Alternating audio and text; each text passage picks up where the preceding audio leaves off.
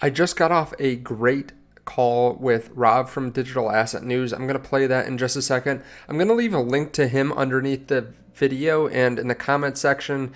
Definitely go check out his channel, show him some love, watch a video or two. In this video, we're going to be talking about buying, selling, how to approach the cryptoverse, why he is going to get out completely towards the top of the market, and he's not going to be available anywhere for you to get any information from him. We're going to talk about a lot of important stuff, so stay through to the end of the video. How's it going, everyone? It's Sam. With us today, we have Rob from Digital Asset News. Rob, thanks for coming on the channel. Yeah, Sam, long time coming. Thanks for having me on. Yeah, definitely. Everyone, if you don't know who Rob is, great channel. You should definitely pay attention to during the bull market. I love all his takes, honestly, from selling, even when you feel like maybe you should be buying more and people are starting to get greedy, like dollar cost averaging out, to how to dollar cost average in, and all the market news too. Rob, thanks for just being in the crypto space in general. And again, thanks for coming on today. Yeah, man, absolutely. These are the trying times, right? This is the times when everybody's kind of getting a little bit bored. They might want to get out, but I'm telling you, we're in the right place at the right time with the right people. Yeah, definitely. I saw today the market's starting to pick up a little bit, which is exciting. You know, you just said that these are the trying times. I really think that sometimes the bull markets are much more difficult than the bear markets.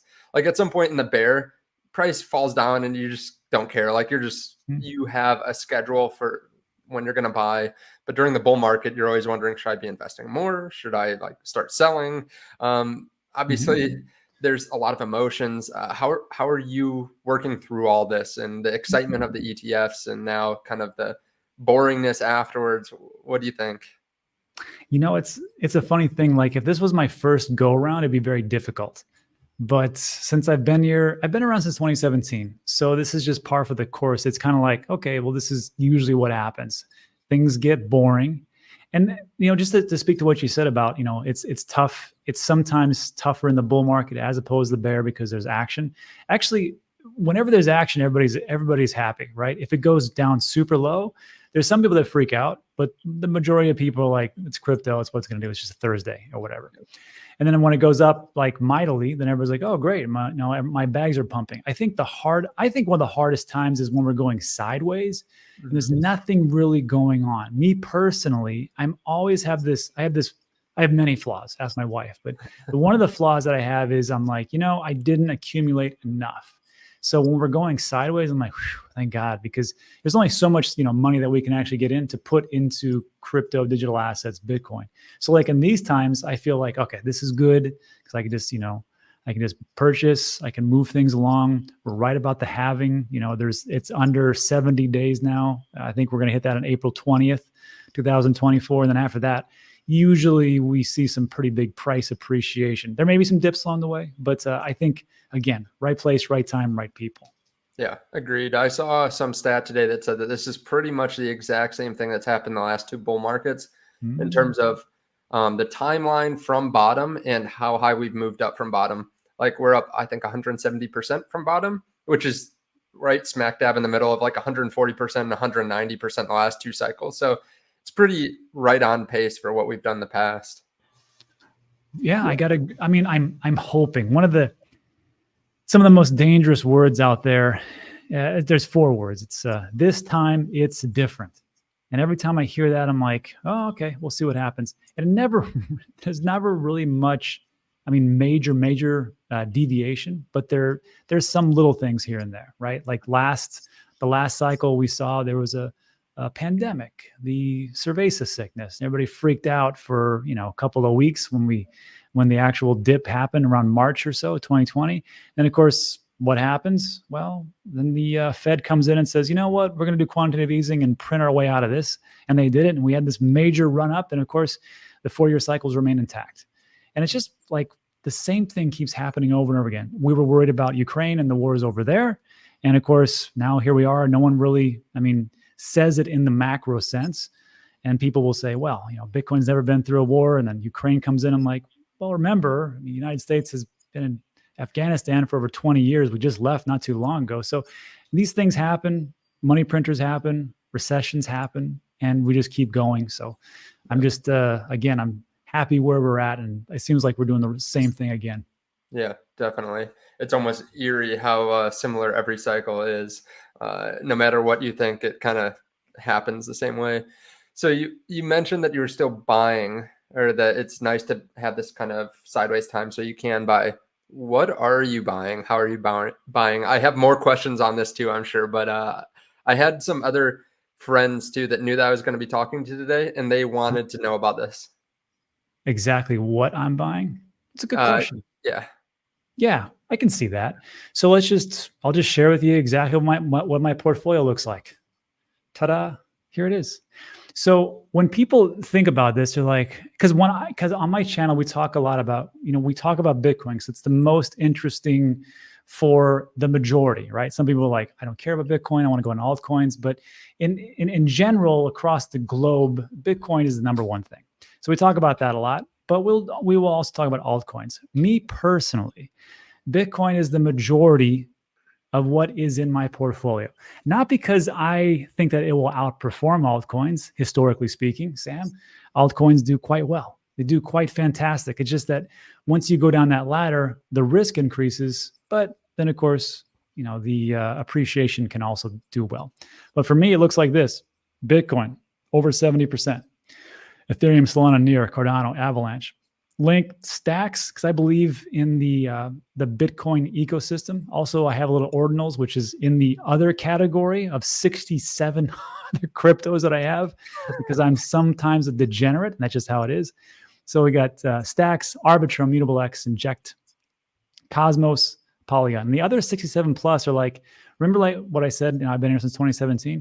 I've got some wacky stuff just kind of laying around that I should have got rid of a long time ago. And then some other things that like, the meme coins, like yeah, the bonks and the Myro and the stuff like that. And just the things that maybe I shouldn't have, but I do have. And we'll see how it actually appreciates. But that's essentially my portfolio. And then there's some other different plays that we just got into recently. Farcana, which is a Web3 game that just came out on the Launchpad 10 set. And also Ivanpay. We just got into that, waiting for a listing. So we'll see how that one works out. But these are the risky plays. But if you're looking at like the majority, that's what it was. gotcha. How do you balance out those newer cryptocurrencies like or meme coins, new shiny meme coins with what you're buying long term? Like, do you just say, okay, 5% of what I make each month can go towards meme coins or something, or like I don't want it to be more than 2% of my portfolio, or how do you go about that? I this is it's kind of a weird thing, but I believe that a lot of this market is just speculation. I think that a lot of these things do absolutely nothing, and especially like with meme coins. So when I look at something like this, I'm just thinking, I look at it and go, how much is this being hyped up?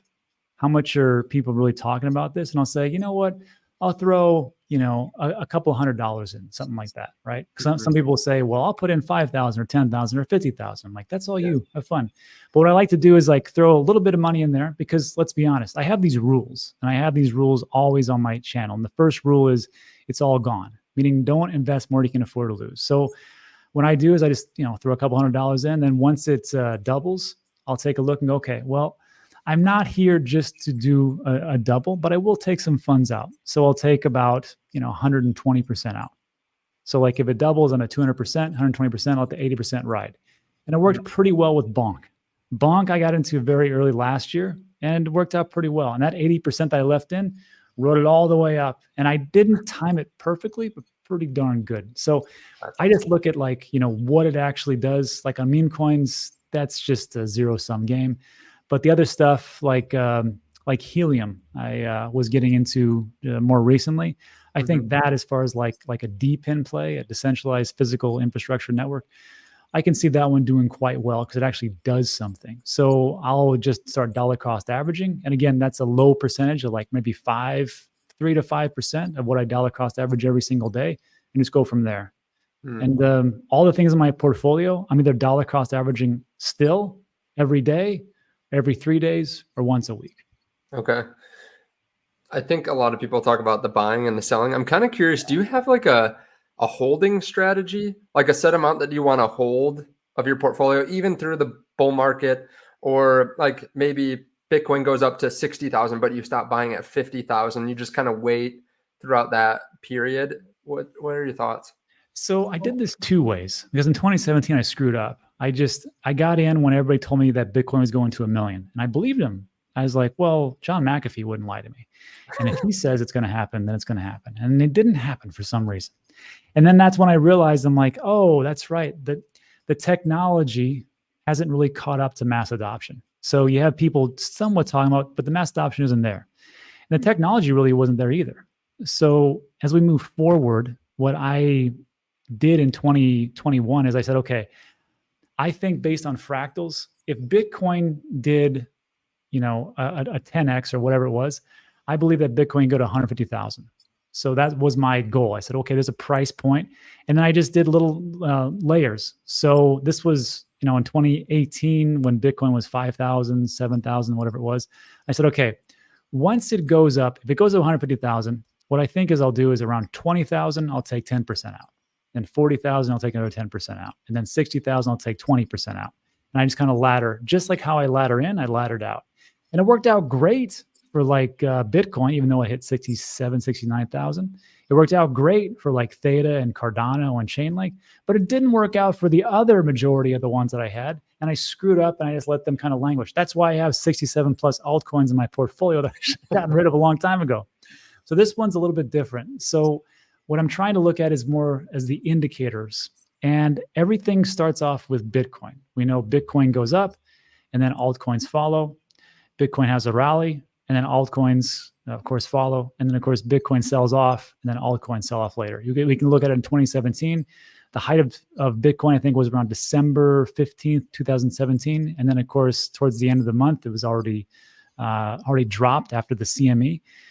Ethereum didn't hit its all-time high until January 18th of 2018.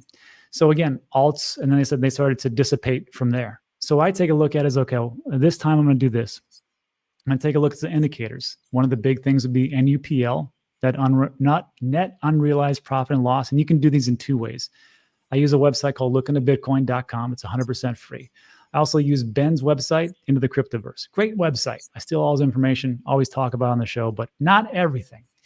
And then I also PyCycle Top and time and risk bands, which you can only find on Ben's channel or Ben's website, which you can take a look at over time to see what the altcoins are. How long have they been in these risk bands in Solana, in Chainlink, in Cardano? Kind of just, use it from there. MVRVZ score, Puel multiple, and the Bitcoin Cycle Master. So what I'm going to do is once those hit, I'm going to sell between 50 and 80% of all my Bitcoin at that point.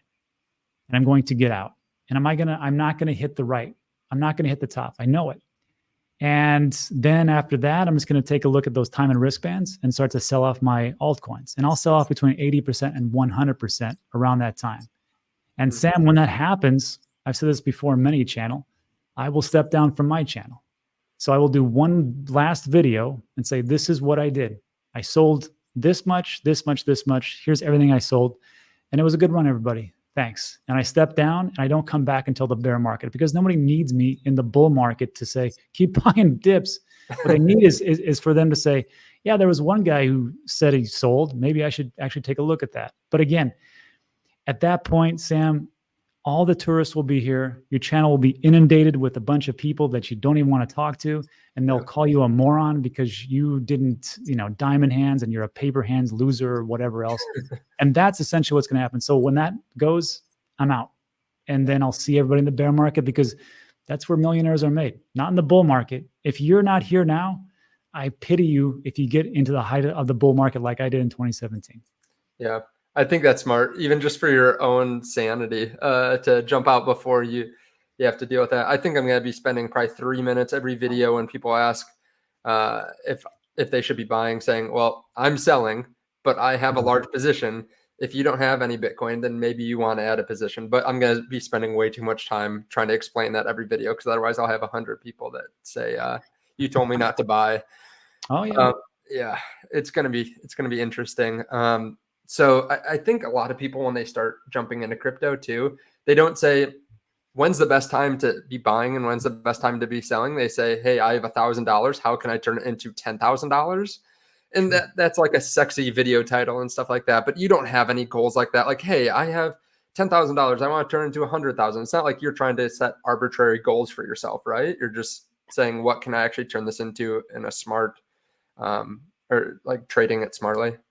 Yeah, I mean a realistic way. But here's the thing, and Sam, I think you're more geared towards this because you're more. I mean, you talk more about trading and leverage and things like that. You can do that stuff, and you make a boatload of money, and you Yeah. can do it. It's just the risk, and Mm. that's where like this game, it really is important to understand like what kind of investor are you. Yeah. Like there's some people that would gravitate towards you because you are their guy, because you're like, I do that. I have a higher risk tolerance. And on my channel, people have a lower risk tolerance. So like, Mhm. okay, talk to me about, what's a little bit more safer play in the top 100, and then we go from there. So Yeah. for me, it's just like, I'll be honest with you. I think anybody can do pretty darn well in the next bull run because we're not even there yet. Like, Mhm. if you look at it in 2020, in 2016, in 2012, the price appreciation or the price point for Bitcoin was ridiculously low. And we're not even past the halving. So if anybody who's here right now watching this video, you're going to do really well. And I don't really care even what you get into. Even garbage will pump. But the real question is not what you buy and how much you turn into, like from 10,000 to 100,000. The question is, can I turn 10,000 to 100,000 and not go back to 10,000 or 8,000 or 5,000? That's the real magic. Yeah, totally agree. And I think our portfolios are actually probably pretty similar. I have less cryptos. I might have 20 now. During the bear market, I only had 3 or 4. Smart. Um, yeah, but I tell people on my channel too, like 75% plus of my portfolio is Bitcoin, and I trade with less than 1% of my portfolio. I really use it as a way to kind of work on technical analysis because otherwise I just don't care. Like if I don't really try to time my buys except for trading. So I think it's like something to work on a little bit, but I Yeah. am fairly risk averse myself too. I have I'm pretty well diversified in other assets. So uh, and a large portion of I think my audience is actually Bitcoin only or mostly Bitcoin because most of my videos are about Bitcoin. But yeah, it is interesting to see how different people approach it. I think you really hit the nail on the head that it's not how much money you're going to make. It's can you actually get out and not ruin your portfolio staying through another bear market. It is a funny thing, right? Think about it this way. Like, I know when we were going the last one around March 2021, and I think around February, March, it hit around 50,000. I Mm-hmm. remember watching a couple different individuals, and I remember one that said that they're like, yeah, I'm selling now. I'm selling most of it at 50. Mm-hmm. And then everybody made fun of him afterwards because, like, what a moron. I went to 60. And then I went to 63. And of course it dropped off. Then it went up. Then it made a monster rally to 67. And everybody would talk about this one guy. I forget the name. But over time you saw it go down to 40 and 30. And of course, I think the low was around 15.7. So that individual who sold at 50 probably feeling pretty good. Yeah. And Yeah. I think it really comes down to that, is like, you'll never time the tops perfectly. It was a Baron Rothschild. I made all my money by never selling the top, or never selling the top and buying too low or something like that. Never buying the bottom, probably. Never buying the Exactly. bottom. That's it. Yeah. Yeah, definitely. I mean, I was buying all around the bottom, never hit the bottom. And I was buying towards the top last bull market too. I just was dollar cost averaging. I think the hard thing too is people get more bullish and learn more when the price is going up. They're like, oh, this really is a good asset for this, and this reason. So then they keep on buying. And yeah, they just buy too heavily. They continue to increase their buys as they move up in price. But yeah, I had another question for you right now. Obviously, like the market is just nuts right now. Mm. It's starting to slow down, getting a little bit quieter, but I know as well as you know, like there's so many projects launching, there are so many businesses reaching out. How are you like keeping yourself sane? Like I noticed that if there's a chance to make money or like to invest in some cryptocurrency, I will like skip a workout or I'll skip something that I was wanting to do as long as it's not something with friends or family, something that I have planned. Like Yeah. I won't take care of myself as well. Like I'll just say I don't need that extra hour of sleep. Is that something you do, or are you just like, no, I'm gonna work 8 hours and that's it? No, no. Okay. Sam, man, I'm old. Like, like I got kids and I got grandkids, and it's not like I'm missing anything. And it kind of comes down to, it just depends on what you want to do. Like, of course, you're a young guy, Sam. So like you can do, like that's what I did. I used to work 2 or 3 jobs, and I would just burn the candle at both ends because, you're driven, you want to do things. But then as time goes on, you're like, man, I'm missing out a lot of opportunities in life. And that's probably one of those things that really kind of gets you, because you're like, as time goes on, you only got so much time to do things. And I know some people say, well, that's what rich people say, but I'm telling you right now, it doesn't matter. When you watching this video, when you're making that $100,000, $1 million, something like that, as time goes on and you don't have anybody to share it with, it's worthless. If you get sick, it becomes worthless. Mm-hmm. If you have a lot of problems, it just becomes worthless, right? And there was a tweet I put out. I talk about Bitcoin isn't true wealth. True wealth is your health, time you spend with your family, experiences you get to do, all those great things, right? Bitcoin can help you get those things, but Bitcoin is not those things. Mm-hmm. So if you got time to burn, Sam, burn it, right? But as I get older, I'm like, man, I really just treasure the time that I have. Yeah, that's fair. Totally get that. And that's something that I have to constantly tell myself as well. And I've had it before where I was so busy and so stressed out that I turned down really good business opportunities. And I was just like, it's not worth it. But it's always important to remember that there needs to be some semblance of balance there. Balance, yeah, man. Yeah. So I guess that is the important thing to remember, but let's get into the exciting stuff. I guess the stuff that people will be waiting to hear, which is, where do you think the market's going? Like, where do you think we could top out at for Bitcoin, or maybe one of your favorite alts this next cycle? So I will tell you this is what I always people where the market is going. You saw this in 2016, you saw it in 2020. In 2016, we actually rallied into the halving, and then we had a little bit of a dip. In 2020, it was a little bit different because we were actually rallying pretty well, 8,000, 9,000. And of course, the coronavirus came and we dropped down to 3. But of course, we rebounded quite quickly because of Federal Reserve and quantitative easing and money printing. And people I like free money. And then they put it into risky assets. And that's fine. That was great. But I still think we were trending in the right direction. And now you see the same thing. Today, it is February 8th, 2024. It looks like we hit an all-time high of S&P 500 yesterday. We might even break 5,000 for the S&P right now. Mm-hmm. We just crossed over $1.8 trillion, which we've been kind of hovering around 1.6 to 1.75 for a couple of months now. Now we hit 1.8 trillion. Grayscale outflows are slowing down. Looks like the ETFs are speeding up, and it looks like everything's been gobbled up by these ETFs, or kind of eating the world. So I can't imagine a stronger narrative right now. And even the Fed came out and said, hey, we're not going to cut rates until March, maybe May. But of course, when we start cutting rates, we start to talk about recessions and things like that. So generally speaking, I think, again, unless World War III comes or AI takes over and Skynet and Terminator and all that stuff, I think this is a pretty good time. And I even did a video about this, and this might age poorly. But I did say, I was like, if I could do it again in 2020 and right now, I can't give a financial advice to everybody who's watching. I'm not a financial advisor, not your dad. Do whatever you want. But I thought to myself, this would be a good time to do if I had it, a lump sum. Not everything, not like selling my kidneys and my kids and my house and going all in, but just doing a big chunk down, because historically speaking, before the halving is a pretty darn good time to actually invest. Mm-hmm. And if, of course, we have a longer time horizon. So that's that part. To get into everybody's favorite price predictions, you're going to love this.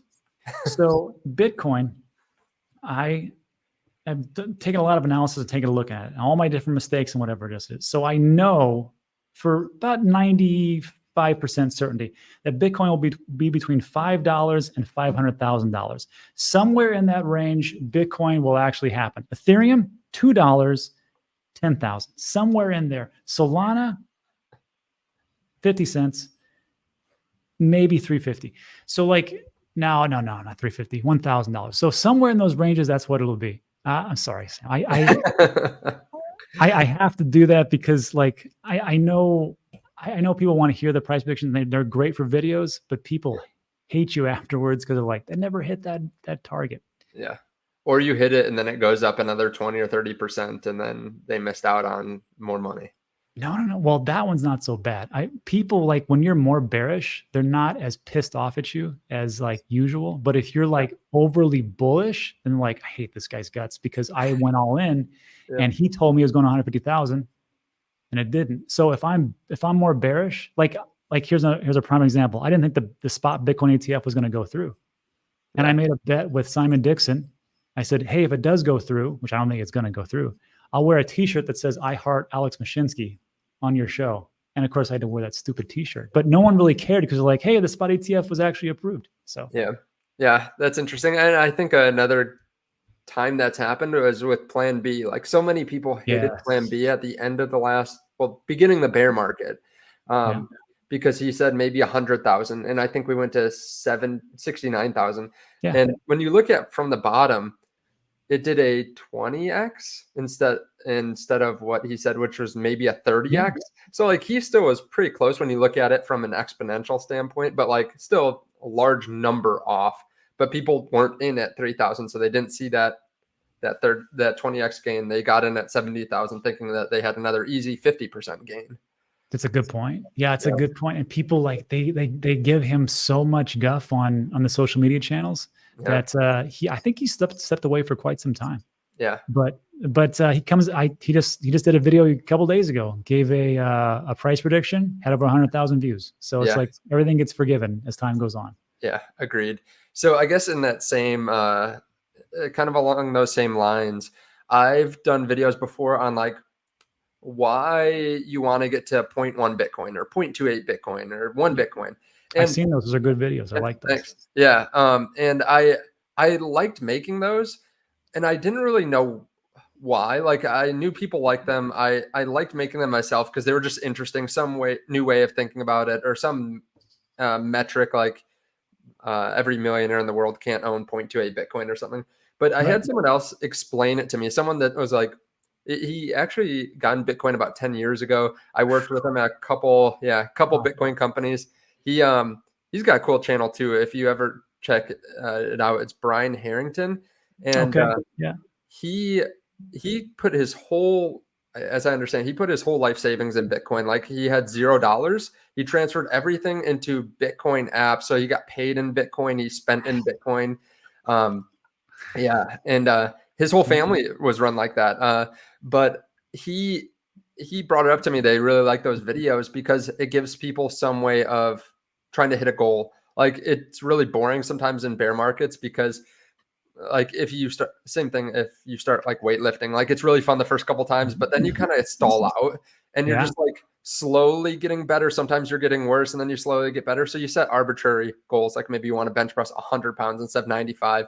Nothing really changes when you bench press that amount. Nothing really changes when you hit 1 Bitcoin versus 0.96 Bitcoin, but it's just like a cool thing to do and it keeps you focused. True. Yeah. Is there any goal that like, you don't have to tell us your goals, but have you set any goals like that? Or do you think like a beginner should set goals like that? Or just like, hey, it all depends on what their income is, obviously, and their situation. Yeah, this is where it gets down to the nuances because everybody's different about what they do. I don't know if it's about the accumulation of the amount or if it's what that amount actually gives you. So like my goals were always to never work for anybody else. That was my goal. So I think if you're looking at like, you can do it two ways, right? You can say, okay, I want to have 0.25. I want a quarter of a Bitcoin. And this is how much I'm going to have to, put in dollar cost averaging or lump sum or whatever I can do. Then that's a good goal. But I think for some people, it's like, well, what do I need to get out of this situation? Some people it's debt. Like, I mean, I have friends who have like credit cards, 20%, 25, 28, 33%, some crazy APR. And they rack up this debt. I'm like, you need to pay that down. Maybe that's like a pretty good goal. Or maybe I personally don't like headaches. So it's always good when I, can own my own home and don't have to deal with that part. If that's and of course, also if your vehicle and things like that. So, but some people say, no, you don't want to, own anything. You should rent everything and go from there. It'll be like the Grant Cardone type of method, which is fine. I personally do it something differently. But for goals, it's hard to say for everybody. My goals personally is this. It's not a set dollar amount. It's not to accumulate more things. I mean, I've got plenty. The thing is for this one is, well, there's really two things. First of all, don't screw this up, because this is going to be, I think, a monstrous bull run, because we got totally hosed out of the last one because of the FTX, the Celsius, the Voyager, the Three Arrows Capital, and those idiots who were doing shenanigans behind the scenes that kind of screwed everything up. I think this one will dwarf the last one, but I could be wrong. So the thing is sell when you say you're going to sell. You have a plan, make sure you put that plan into action. And the other thing is I always talk about this on my channel, is constantly improve and help to improve those around you. That's why it's all about, like, I'm selling here. You can do whatever you want to do. This is why I sold. Take this information or not. So if I can do those two things, I'll be pretty happy with this next one. I don't get caught up in the, what you talked about before, Sam, the exuberance of the bull market and go, oh, well, if it 10x, probably 20x. Yeah. And if it 20x, then it can definitely 100x, and you get screwed over. Yeah, definitely. I think that's really good. I also noticed, this is totally different, but I noticed that you have been posting a little bit about Flappy Bird. Yeah. Can you give more information on that? I know that for a little bit you were still working on something, so you didn't want to spill the beans too much, but. Yeah, I wasn't, because so here's the thing. When we say, because I believe the narrative for the next bull run will be deep in. I just kind of got into that recently, but I've always said it's three things. It's essentially going to be DeFi. DeFi plays are pretty great. DEXs, because the centralized exchanges are kind of losing their hold. And I think it's where people are going right now. Look at Orca, look at Jupiter, look how well they're doing. And then the third thing I always felt would do really well is Web3 gaming. So what we did is, before I talk about it, let me just say this. We obtained the IP and trademark of Flappy Bird. And we're putting it back on Web2, because Web2 is not broke. It works out pretty well, actually, except that, Apple and Google take 30%, but whatever.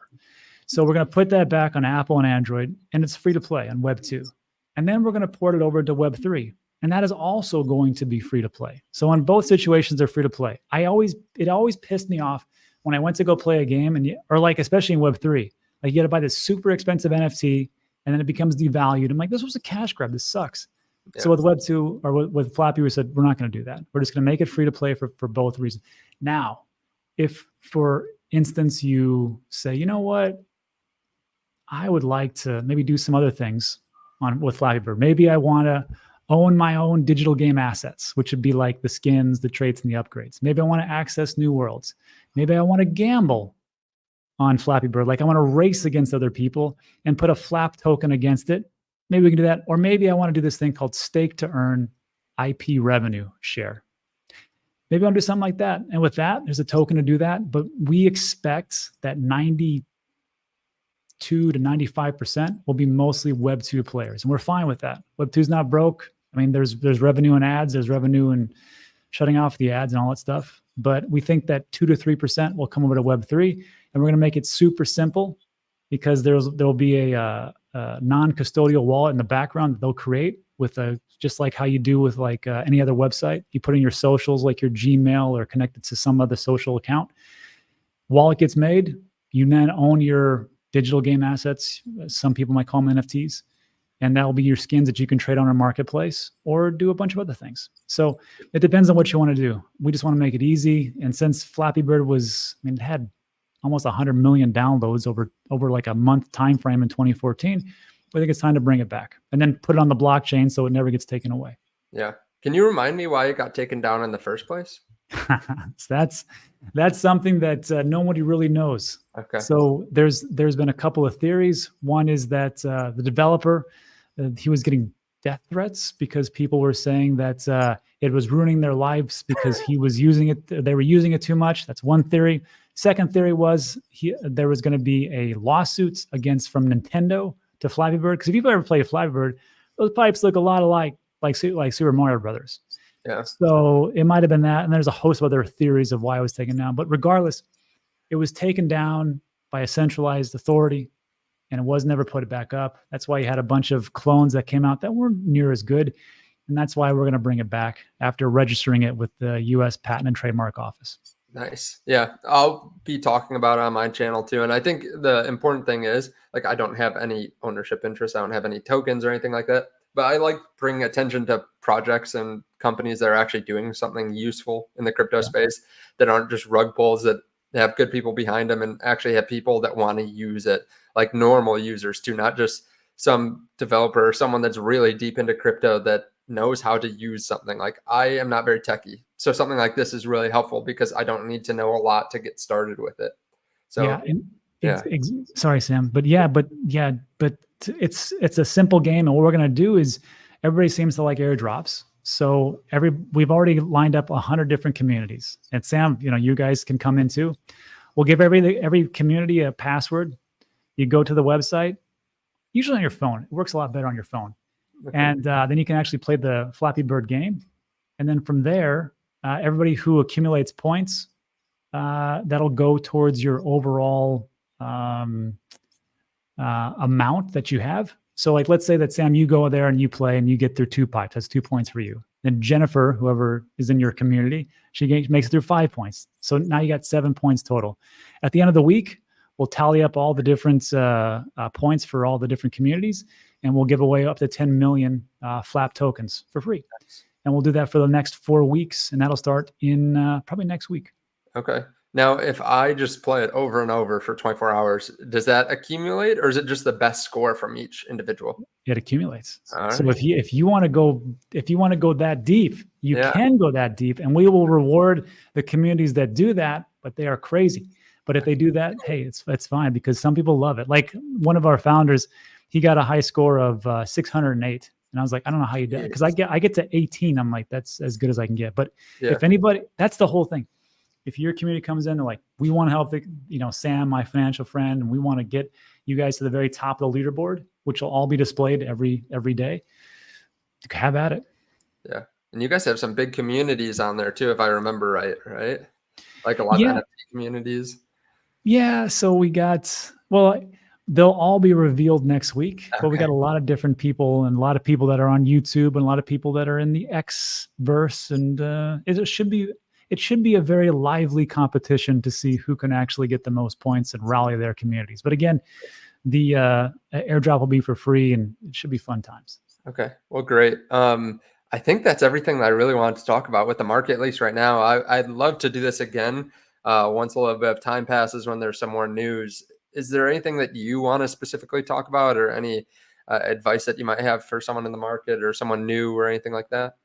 Yeah. Well, I think we covered it pretty well, but it really comes down to this, which is, I know that at some point things seem boring, or sometimes you take a look at it and you see like a huge crash. But if you just have a long time horizon, you're going to be a winner. And it doesn't matter, just how you look at it. If you just take things like in a 4-year time frame, even like right now, even a 2-year time frame, I think you're going to come out ahead. So best thing I can recommend is I can only say for myself, actually, dollar cost average. Don't look at your portfolio too much. Make automatic DCAs so you're not like going there every single day and going, I want to buy $10 of this and $5 of this and $1,000 of this. Set it and forget it. Come back in towards the end of the year, and you're going to be pleasantly surprised. Awesome. Rob, thanks so much for coming on the video today. Your link will be top link in the description and the comments. Definitely everyone go check him out. Dial in for the amount of videos you can watch before he jumps out. Watch everyone that you can. Appreciate it again. All right, everybody. Thanks. Appreciate it, Sam. Yeah. Bye. That's it. Nice. Yeah, that was great.